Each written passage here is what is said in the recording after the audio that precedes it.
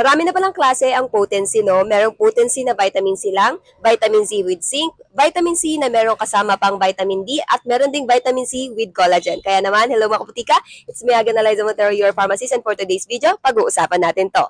So ito po yung iba't ibang klase ng potency at andyan na rin po yung mga prices, nilagay ko na rin para may idea kayo. So yun na nga po, unahin po natin itong dalawang nasa taas. 6 pesos versus 7 pesos. Parehas po silang vitamin C, pero ang pinagkaiba po nito, dito ascorbic acid, acidic form of vitamin C. Dito naman po sodium ascorbate, ibig sabihin non-acidic vitamin C. So ang tanong, saan ba ang mas maganda sa dalawa? Ang sagot po is parehas lang naman po silang beneficial, pero nakadepende po sa mga health conditions ninyo kung saan yung pipiliin nyo sa dalawa. Kung meron po kayo mga hyperacidity, mabilis mga sikmura ninyo, mas piliin nyo po ang sodium ascorbate. Pero kung hindi po kayo nakakaranas sa mga ito, okay lang din naman po na ascorbic acid. Pagdating naman po sa dosage, ito po ay naglalaman ng 562.50 per capsule, kasama na po yung salt dito. Dito naman po ay 500 mg sugar-coated tablet. Ang recommended dietary allowance pagdating po sa ating vitamin C per day ay nasa 75 to 90 mg per day. Kaya naman itong dalawang ito ay pasok at sobra-sobra pa sa ating RDA. Huwag kayong mag-alala sa sobra kasi ang mga water-soluble vitamin tulad ng vitamin C ay nai-eliminate po sa pamamagitan ng ating pawis, dumi at mga ihe. I-next na po natin itong nasa baba, potency with zinc. Kung makikita niyo po, pinagsama po itong 500 mg ng ascorbic acid at 10 mg ng zinc. So ang potency with zinc ay hindi naman po nalalayo sa presyo ng mga vitamin C na nasa taas. Ang vitamin C content nito ay pasok po sa ating RDA, samantalang naman po yung zinc na 10 mg ay hindi po pasok. Ang RDA ng zinc ay nasa 8 to 13 mg per day, depende po sa edad at conditions ninyo. Ito po ay naglalaman ng 10 mg, mababawasan pa po yan kasi nga po dadaan pa po yan sa ating first fast effect, ibig sabihin po mababawasan pa ang bioavailability. Madaling salita, yung 10 mg na yan, hindi po yan 100% ma-absorb ng ating katawan.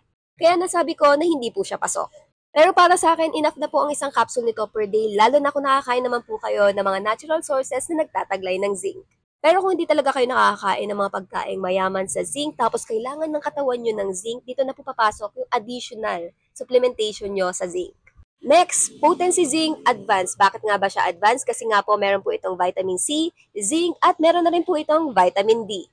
Same as potency with zinc, parehas po silang naglalaman ng ascorbic acid na 500 mg at 10 mg ng zinc. Ang pinagkaiba lang po, meron po itong 1,000 IU ng vitamin D. Maganda ang vitamin D lalo na sa mga night shifter or something mga taong walang sun exposure. Pero kung meron po kayong sapat na sun exposure, piliin nyo na lang po ito compare dito. Kung makikita nyo po kasi yung difference ng prices nila. Pero syempre, kung totally wala, ito yung piliin ninyo.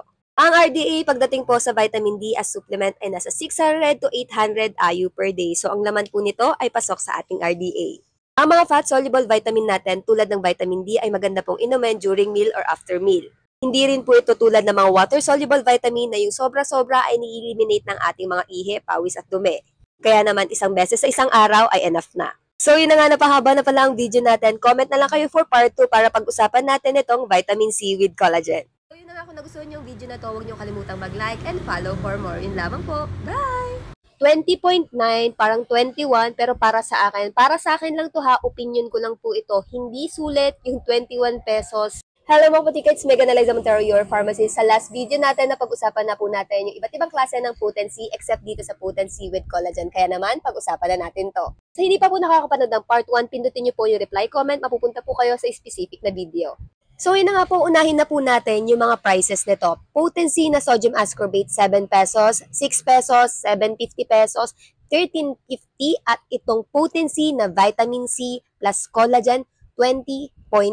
Kung makikita nyo mga price differences niya, ito po yung pinakamataas. Yung mga prices na nabanggit ko ay based po sa mga nakita ko sa internet at yung iba dyan, price dito sa aming butika.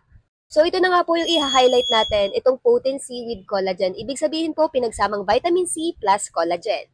20.9, parang 21, pero para sa akin lang to ha, opinion ko lang po ito. Hindi sulit yung 21 pesos para sa content nito. Ang safe and effective dose sa pag-take ng collagen, natural man po yan or synthetic, ay nasa 2.5 grams to 15 grams per day. Depende po yan sa needs ng inyong mga katawan. At ang laman na collagen nito ay nasa 650 milligrams lang po. Yes po, wala pa sa 1 gram. 650 milligrams lang po.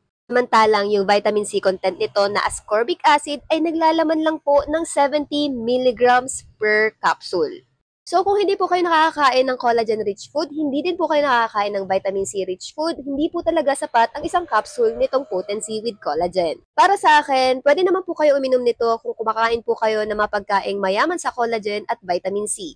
So may mga natural food intakes naman po kayo at kung alam nyo sa sarili nyo na bitin or something hindi po pasok ang inyong mga kinakain everyday, mas maganda po na mag-add kayo ng supplement na to. Yung 70 mg na vitamin C content nito, dadaan pa po sa ating first pass effect. Ibig sabihin, mababawasan pa po yung bioavailability or ma-absorb ng ating katawan. Ang safe and effective dose sa pag-take ng vitamin C, natural man yan or synthetic, ay nasa 75 to 90 mg per day. So, hindi po talaga pasok.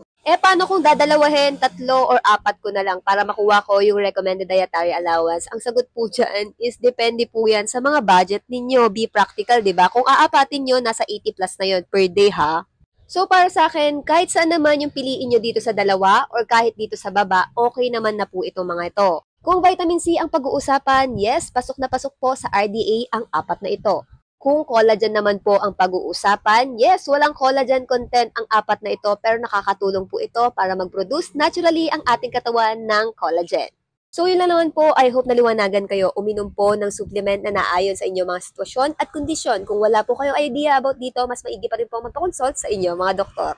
Kung gusto niyo ng mga ganitong video, like, share, and follow for more. Yun lang mga kabutika. Bye! Black Slim Cucumber Dalandan habang nandito sa Salt Lake.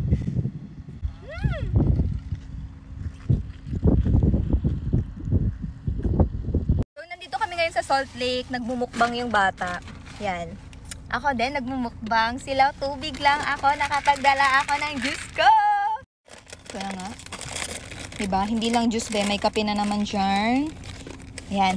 Beauty juice tayo ngayon. My favorite drink. Cucumber and dalandan. Dahan-dahan. 35 calories lang ito. Sobrang sarap nito kapag may ice. Then, water. Say water, be. Water.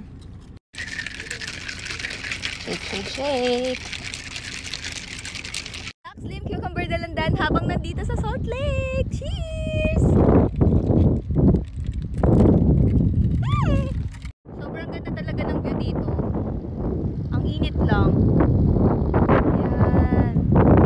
Tignan mo naman yung mga kasama ko. Nasa sasakyan. Pero ako feel na feel ko kasi baka ito na yung huling pagkakataong makita ko to. Ang ganda. Hello mga kabutika, nandito kami ngayon sa food court. Try natin itong Tiger Sugar dito sa Mall of Emirates, dito sa Dubai. So, ayan yung mga prices nila. Black Sugar Pearl plus Boba with milk and cream mousse.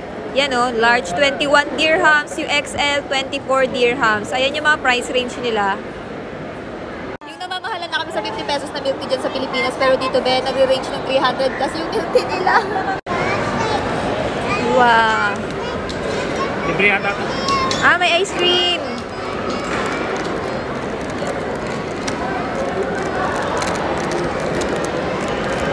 So, ito yung sa akin, green tea large, less sugar. Tapos, naglagay ako ng coffee jelly. Shake, shake, shake.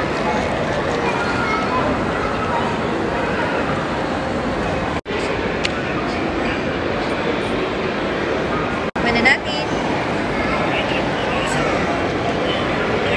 Tapang ng green tea. Ano sa'yo? Anong sa'yo? Ano to? Green tea. Black sugar pearl boba. Parang ito yung pinaka-classic na be.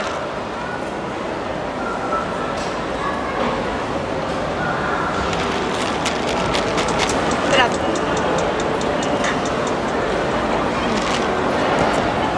Lasang taga-pulot yung pearl.